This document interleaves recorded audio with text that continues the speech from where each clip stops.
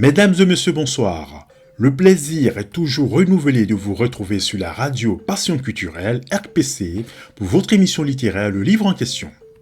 Comme vous le savez, chaque vendredi, nous avons rendez-vous pour une autre édition de l'émission littéraire Le Livre en question. Le Livre en question, c'est le rendez-vous des auteurs de livres ou romans de toute origine. Tous les gens littéraires qui nous viennent des quatre coins du monde sont aussi mis en exergue.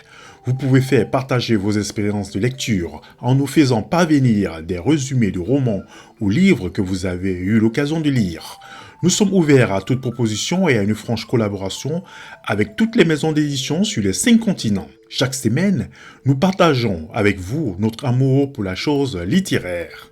Un petit rappel, pour participer dans cette émission ou passer dans une émission de la radio Passion Culturelle RPC, vous pouvez rentrer en contact avec nous via ces coordonnées par email contact@larpcplus.online, par WhatsApp de la radio au +33 07 81 28 31 76 ou +33 06 26 31 36 77, par le site internet de la radio qui est le www.larpcplus.online ou par Facebook en tapant Radio Passion Culturelle ou écrivez directement sur la page like Facebook l'émission Le Livre en question.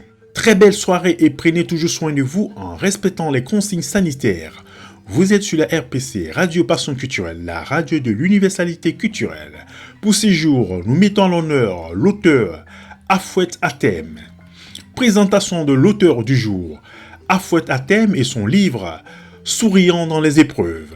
Souriant dans les épreuves est une histoire sur le bonheur.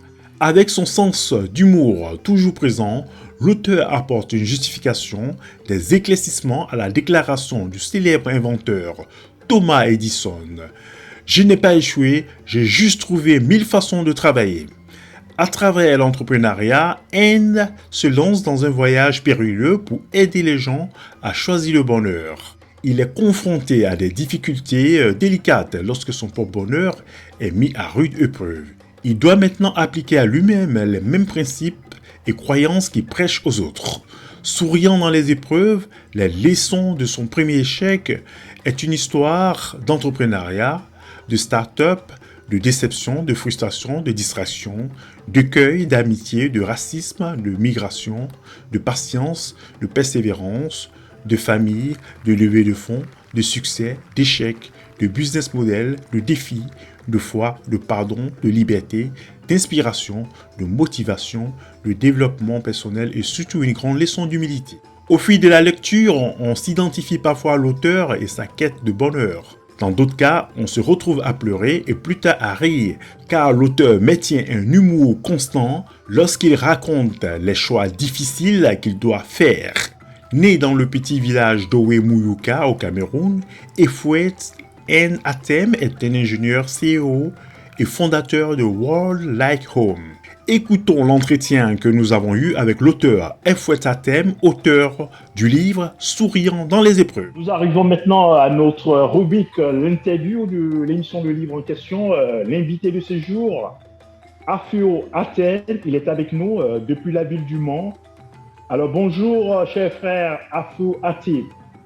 Bonjour. Bonjour, Simplice.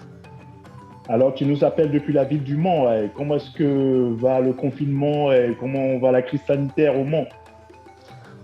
Écoute, ici, tout est calme. En tout cas, ce n'est pas comme à Nice où apparemment il y a beaucoup de cas. Ici, on est dans des villes moyennes, quoi. Il n'y a pas trop de cas, mais on est quand même, c'est gérable. Avec le beau temps ce week-end, il y a eu pas mal de monde dehors. Voilà. Alors, je sais que tu es anglophone, originaire du Cameroun. la partie anglophone du Cameroun, bien sûr. Tout à fait, c'est exact. Voilà.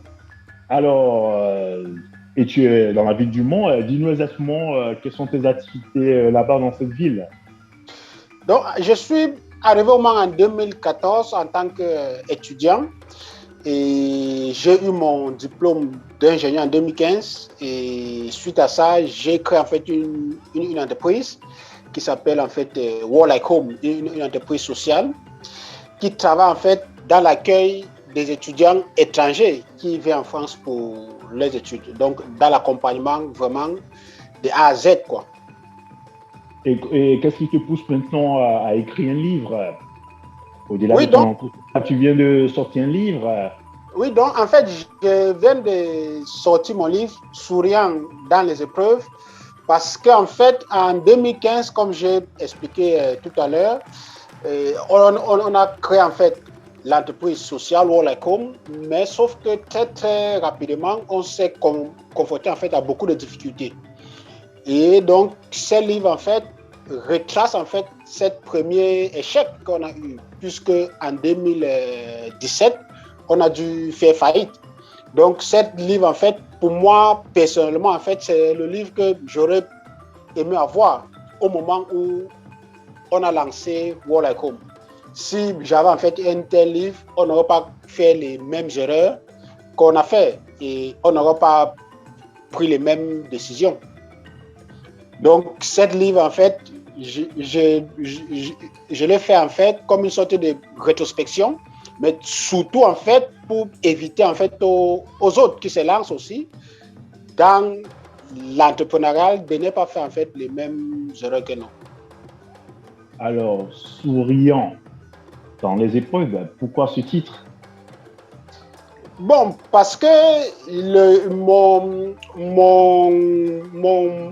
parcours, ça a été très, très difficile sur plusieurs niveaux. Donc, je pense que le titre montre que malgré tout, c'est les difficultés en fait qui nous forgent. Et que même si pour certains hommes, ça les détruit, mais que au fond, moi je crois que c'est cette difficulté en fait qui nous forge. Et que même si il y a des épreuves, il y a des difficultés, il faut garder le sourire. Il ne faut pas les permettre, n'est-ce pas, de voler notre sourire, malgré tout. Alors, les difficultés, est-ce que tu peux nous énumérer quelques difficultés que tu as eues dans cette ville du Mans, même peut-être en France?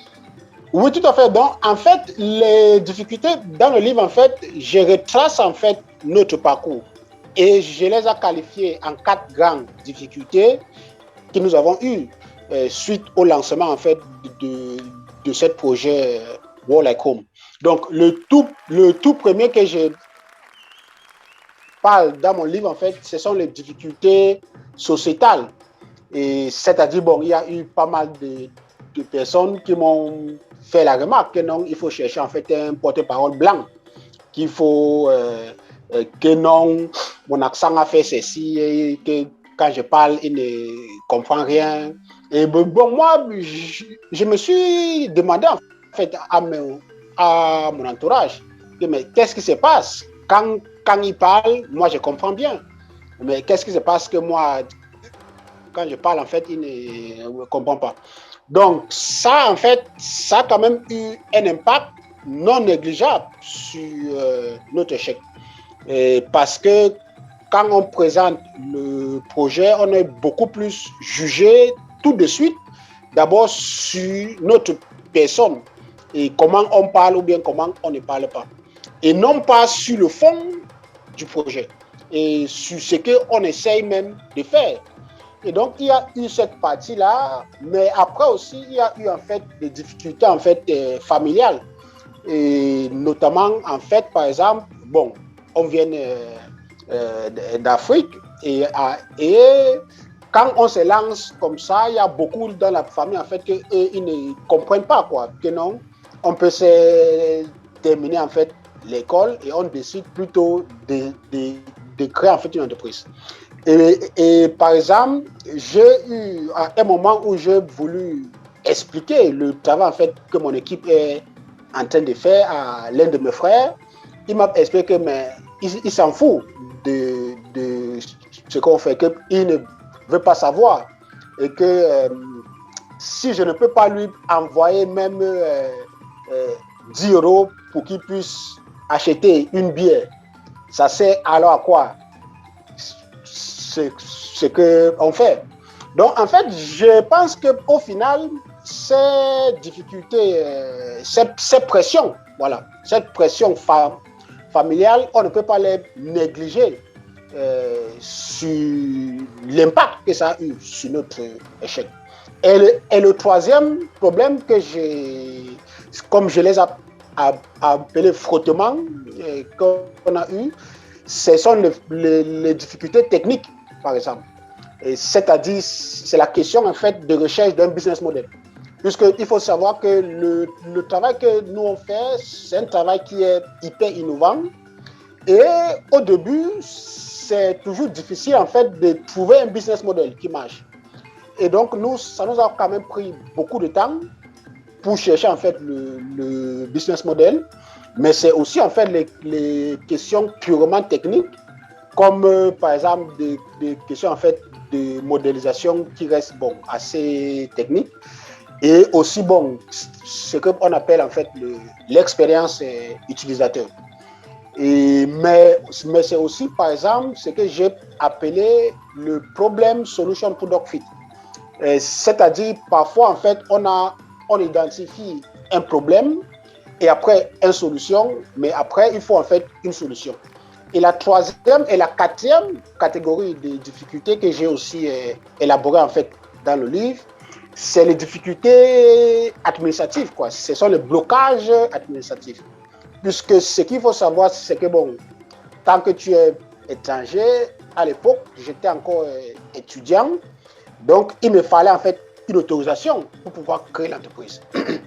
Et par exemple, ça m'a pris exactement 7 mois pour avoir juste l'autorisation en fait de la préfecture pour pouvoir lancer l'entreprise. Quand on est allé avec mon équipe pour présenter le projet World Like Home à la Chambre de commerce et de l'industrie, il y a eu une dame en fait qui m'a demandé est-ce qu'on fait ça, est-ce que je fais ça en fait pour avoir les papiers. Donc j'ai trouvé ça en fait quand même assez ridicule, puisque à chaque fois, peu importe ce que tu fais, n'est-ce pas, et ta vie est simplement et toujours réduite en fait à ces bouts de papier. Donc en fait, c'est ces 4 grandes difficultés-là. Donc d'abord, il y a familial, après il y a sociétaux, et après il y a technique et administratif. C'est ces 4 grands-là qui nous ont conduit à la faillite en fait. Voilà. Et alors, pourquoi vous avez choisi donc l'option d'écriture pour faire passer votre message? Est-ce qu'il n'y avait pas une autre manière de faire passer le message? Est-ce qu'il fallait forcément écrire? Oui, en fait, pour moi, oui, parce que pour moi, en fait, écrire en fait est une manière de dialoguer avec soi-même. Et que c'est aussi une habitude en fait que j'ai pris depuis de longues années. Sur mon bureau même d'ailleurs, j'ai toujours en fait des petits carnets sur quoi j'ai. Alors donc, pour toi, l'écriture, c'est un peu une thérapie pour toi? Tout à fait. Et d'ailleurs même, c'est l'une des recommandations aussi que je donne en fait dans le livre sur comment c'est surpasser des difficultés. Et c'est très important de noter, parfois ça nous permet en fait d'éclaircir et d'y voir clair. Alors, on va parler un peu de toi en tant qu'écrivain. Je pense que c'est ton tout premier livre, ou tu en as d'autres, non? Oui, donc c'est mon premier livre. Donc, cet livre, il est écrit en français et en anglais, comme je suis même bilingue.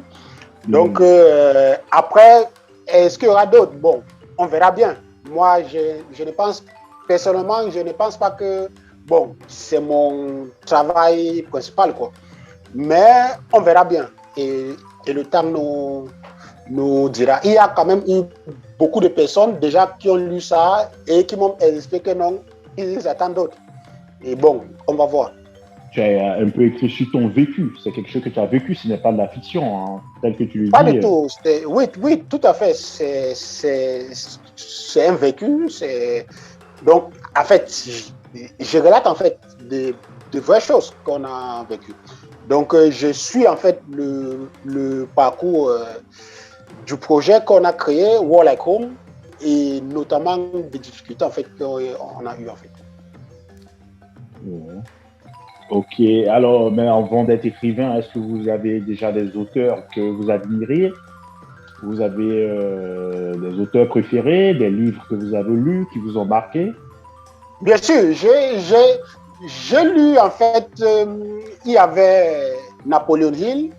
J'ai aussi lu récemment même, je viens là de terminer Barack et Michelle Obama. Donc, sur Barack, une terre, sa promesse, j'ai aussi terminé ça. Mais j'ai aussi beaucoup aimé même. L'un de mes livres préférés, c'est l'auto-biographie de Nelson Mandela. Et le livre de Barack, Les rêves de mon père. Bien sûr. Alors, est-ce que vous pensez que vous avez atteint votre objectif en écrivant là? Le retour a été quoi? Comment ils vous ont compris, ceux qui vous créaient les difficultés?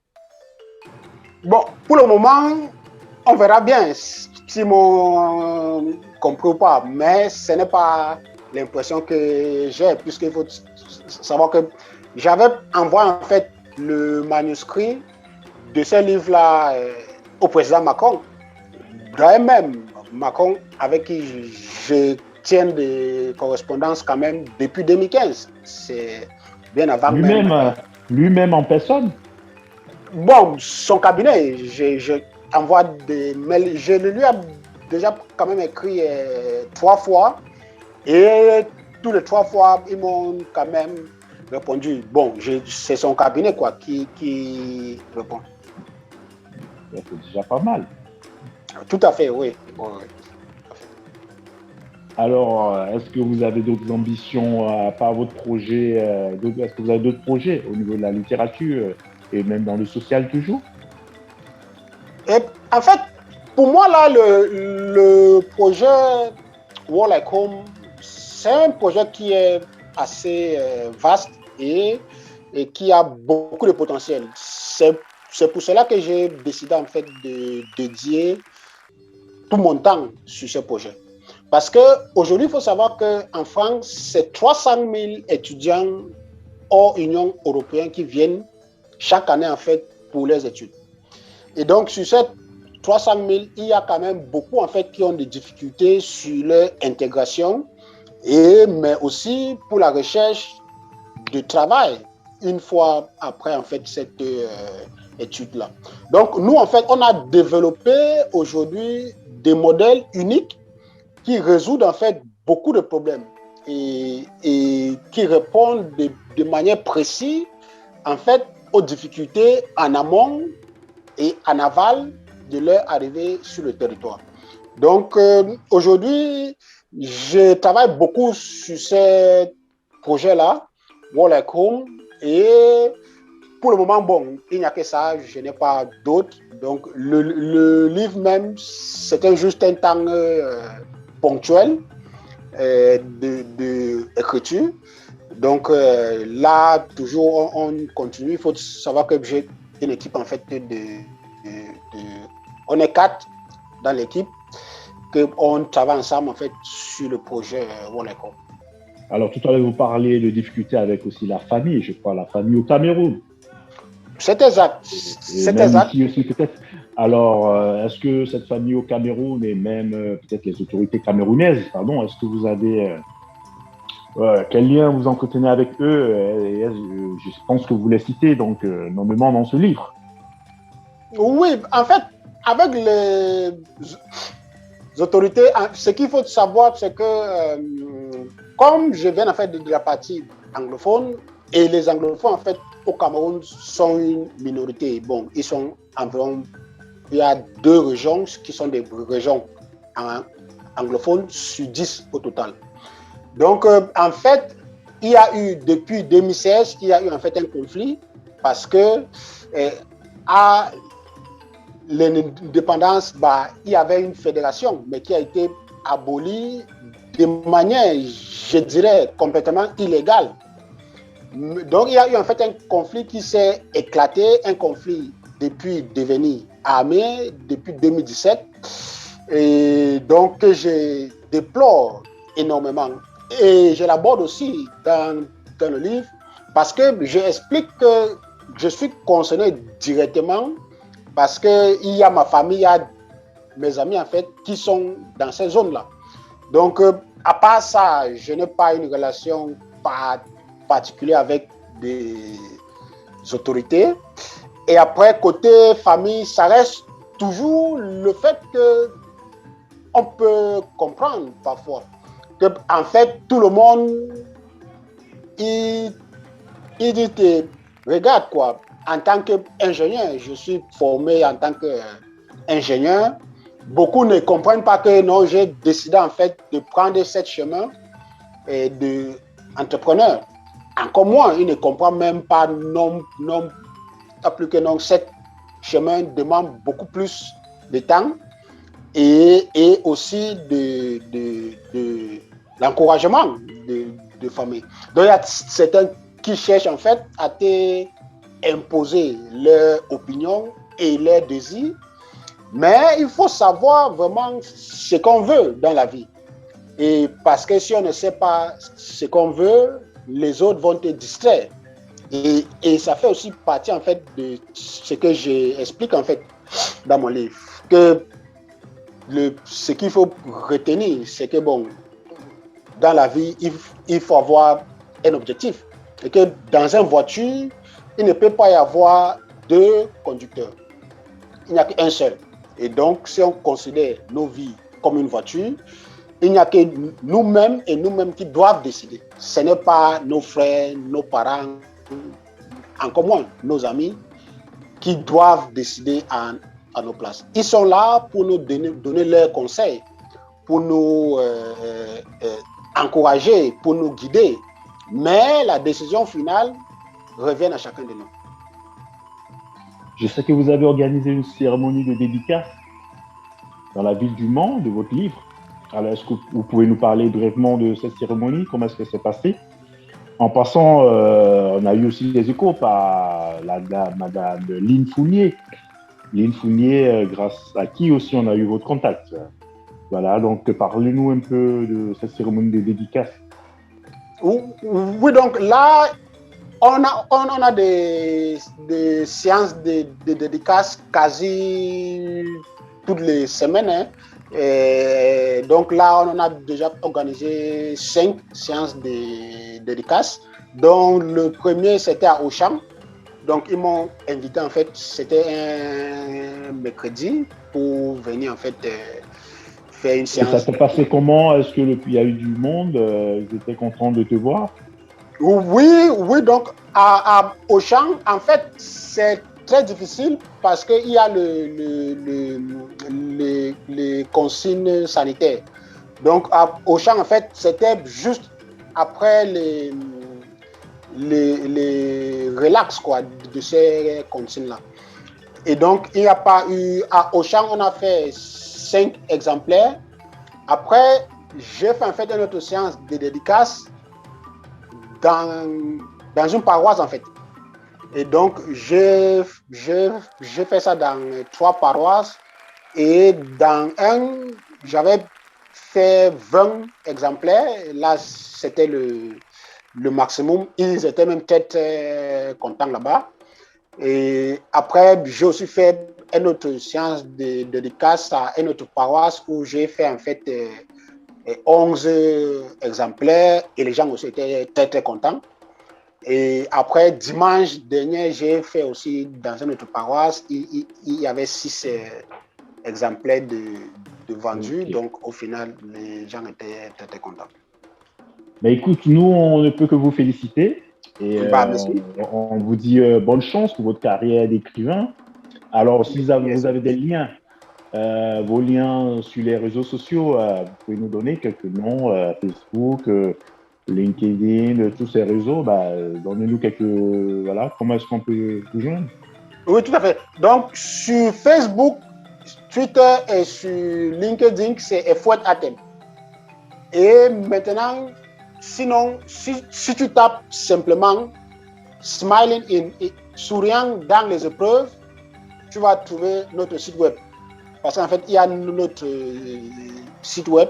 Tu peux taper ça sur Google ou bien sur Facebook tu vas trouver en fait du contenu en lien avec ça. Mais sinon, il faut juste taper Fouette à thème, tu vas trouver en fait. Et le nom de la maison d'édition? Non, le livre est fait en auto-édition en fait. Ah oui, tu l'as pas fait avec une maison d'édition? Non, c'est auto-édition. Ah oui, toi-même, ok. Oui. Ok. Ben écoute, félicitations et puis ben écoute, bonne chance. On te dit merci. Merci. Pour nos auditeurs, on va qu'on se quitte. Non, bon, là, c'est moi en fait qui vous remercie pour cette opportunité. Et en tout cas, n'hésitez pas à prendre vos exemplaires et je vous garantis que vous ne serez pas déçus. C'est les retours que j'ai déjà eu, déjà d'une centaine de personnes qui ont acheté. Ok, ben écoute, merci et à très bientôt. Merci dans beaucoup. L'émission, le livre en question. Ok, à bientôt. Pause musicale avec un hommage au tonton de la dancehall française qui nous a quittés le 16 février dernier. Hommage à tonton David avec son titre Sûr et certain. Priver la colonie de main-d'œuvre. L'ordre d'extermination de Ventrota est finalement levé. Les 15 000 survivants héréros, essentiellement des femmes, sont faits prisonniers et regroupés dans ce que les Allemands appellent déjà des Konzentrationslager, les camps de concentration.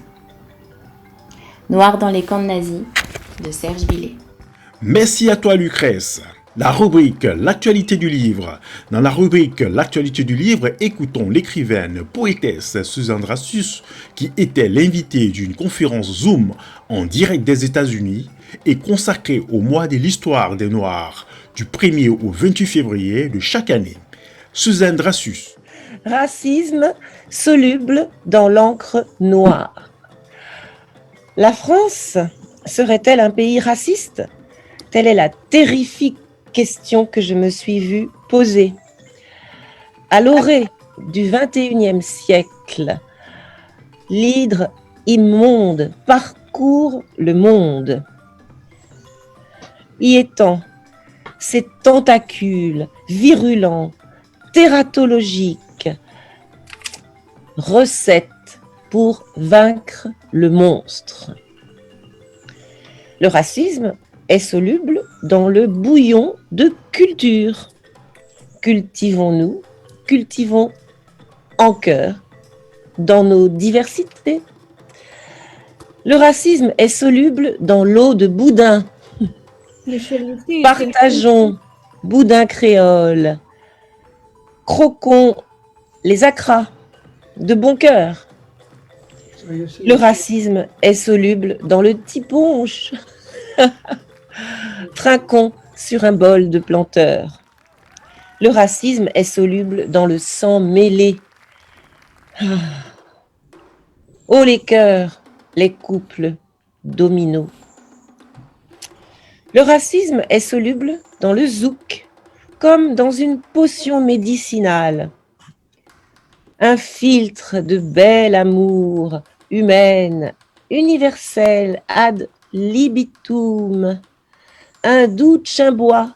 Tiens, bois, doudou. Zouk-là, c'est seul médicament. Le zouk, c'est le seul médicament. Dixit en chanson Cassave. Bisouk. Bisouk. Tous azimuts. Pas moins Thibaut, des Thibaut, toi Thibaut, doudou, distribuons en lot Thibaut, des Thibaut, en lot Thibaut en harmonie, plein de bisous en harmonie. Le racisme est soluble dans l'encre noire. J'écris au féminin pluriel, en calazaza notoire. Dans la rubrique Le poème de la semaine, retrouvons notre ami l'écrivain poète Phénix Jasmin depuis Haïti. Phénix Jasmin. Bienvenue à la RPC. Je suis Phénix Jasmin, votre chroniqueur à travers Poème de la semaine sur la RPC. Cette semaine, j'ai l'honneur de vous présenter Miguel Romain. Il est né au Gonaïves, Haïti, le 18 février 1978. Il a fait ses études classiques dans sa ville natale, respectivement à l'école Sir Guillot des Frères de l'Instruction chrétienne et au collège Immaculée Conception. Miguel Romain, dès son plus jeune âge, s'intéressait à la foi et à la lecture et à l'écriture. Et c'est ainsi qu'en été 2017, son texte « Tourner la page » remporte le premier prix au concours de poésie organisé par Short Édition en France. Ce petit succès personnel allait inciter Miguel Romain, qui utilisait jusque-là le nom de plume de Mango Love, à peaufiner ses textes pour la publication de son premier recueil ayant pour thématique Aveux des lampes. Auditeurs et auditrices de la RPC, Aveux des lampes est un bouquet de 40 textes tissés dans un style qui met l'accent sur la persuasion profonde et envoûtante des images qui témoignent d'une poésie lyrique bien ancrée dans le symbolisme et le surréalisme. Sans embâche, le poète se déshabille le cœur et laisse danser à nu sur ses pages les 1000 secrets qui lui brûlent les sens. Sainte Anise est un texte tiré dans Aveux des lampes, Miguel Romain, paru à l'édition C3. À toutes les fillettes en domesticité, au verso des versets de ta voix, vertu des conjugaisons de la mélancolie, et au fond des lamentations censurées qui encombrent visiblement l'esthétique de ton sourire, où flue l'innocence. Anise, sainte, j'ai décrypté d'ineffrables épisodes codés par la rigueur des midis tropicaux sur ton visage aux aurores mutilées. Même à défaut de mois et d'années pour archiver ta date de naissance tristement raturée dans les méninges de ton calvaire, le bon sens murmure à la compassion que tu n'as pas encore moissonné 10 étés. Toi, dont le diapason du mutisme résonne à travers ton regard abîmé le pitoyable écho de toutes les chansons. Blessé. Dans l'effervescence de tes journées aux airs accents de calamité et face au remous de ton existence, le bon Dieu au nom duquel tu égrènes sans cesse ton chapelet de misère, pour quelques miettes de miséricorde, a longtemps faim la cécité et la surdité. Même le Père Noël fait peu de cas de ton amas d'oppression. Les bienséants s'épaillent toujours sa longue liste de cadeaux, de l'offense de ton nom crasseux au goût d'horreur, et dire que tu t'appelles Sainte Anise, puis alors ton enfance est condamnée à ne pas connaître le langage des poupées. Or, malheur, si tes sales mains voilent la pureté de celle de Chantoutou. Sainte Anise. Pour notre rubrique Mon coup de cœur ou mon livre coup de cœur, notre deuxième chroniqueuse Dani Loni pour son coup de cœur littéraire maintenant. Écoutons Dani Loni.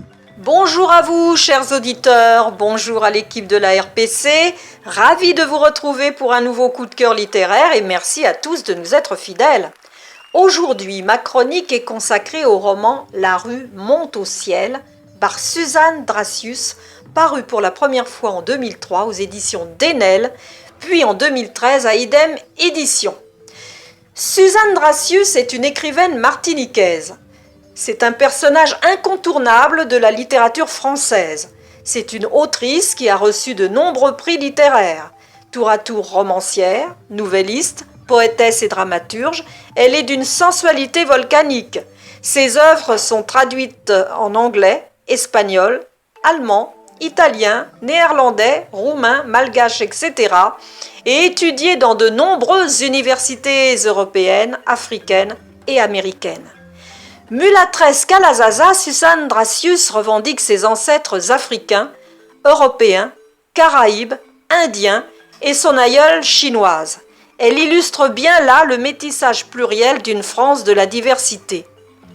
D'après sa biographie, Suzanne Dracius a passé son enfance dans son île natale, puis en Île-de-France, à Sceaux.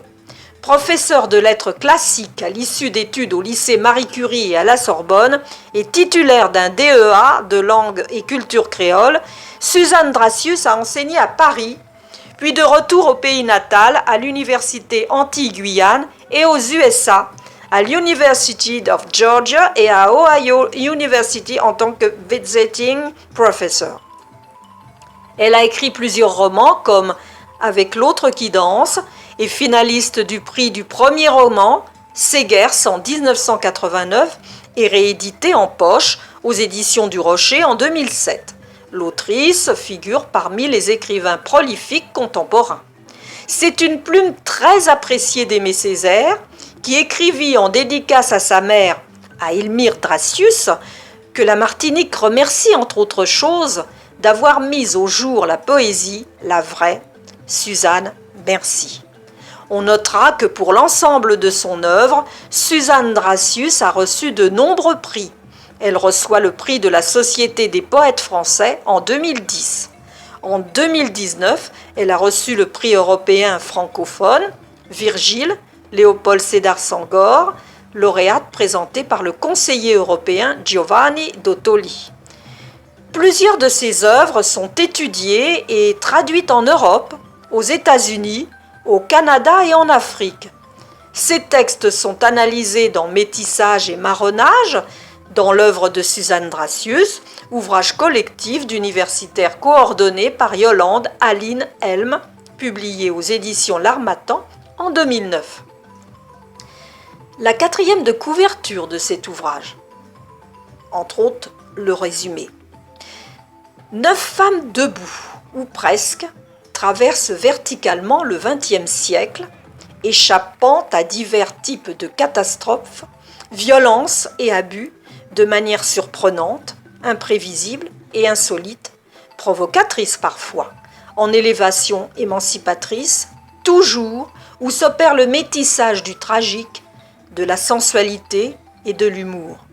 Éruption volcanique dans le Saint-Pierre de 1902, rue monte au ciel, bordée d'un côté de maisons bourgeoises et de bordel de l'autre, avec en haut le séminaire, séisme conjugal ou secousse amoureuse, quête éperdue d'identité, explosion face aux contraintes, vertige au passé et face à la modernité.